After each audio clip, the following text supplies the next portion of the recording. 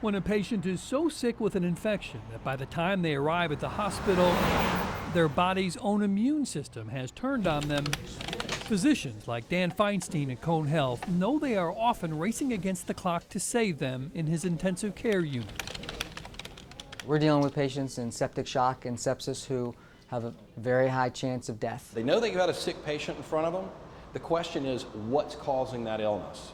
It could be a virus, it could be bacteria, it could be a yeast or a mold. We can't afford to miss the organism, the bacteria. We gotta hit it. We gotta hit it hard. These bacteria, though, didn't just sit back and take it. They grew resistant. The bugs are constantly going to try to survive. That is what organisms do. So how have things changed since you were in pharmacy school?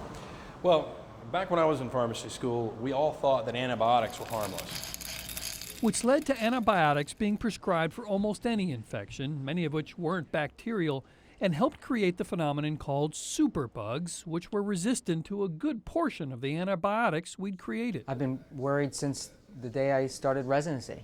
We see this on a daily basis. We see it every single day, a bacteria that we can't treat or we have a very limited options for treating. That's where Chris Cook's company comes in. We are really within a war.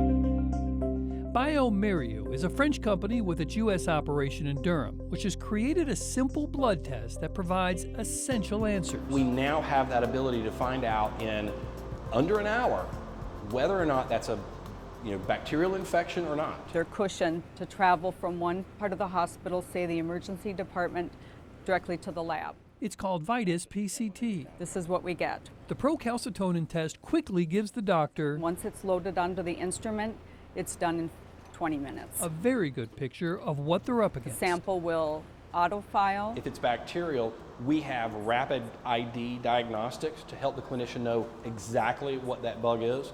And then we have the rapid susceptibilities that then gives them that information of which one of the antibiotics is going to be effective for that bug. Turning the old shotgun approach into more of a guided missile You don't just want to order tests willy-nilly. that Dr. Feinstein estimates is saving about 1 in 5 patients who used to die from sepsis because of how quickly and how well it's been implemented here at Cone. Way, way ahead of the curve compared to the entire nation.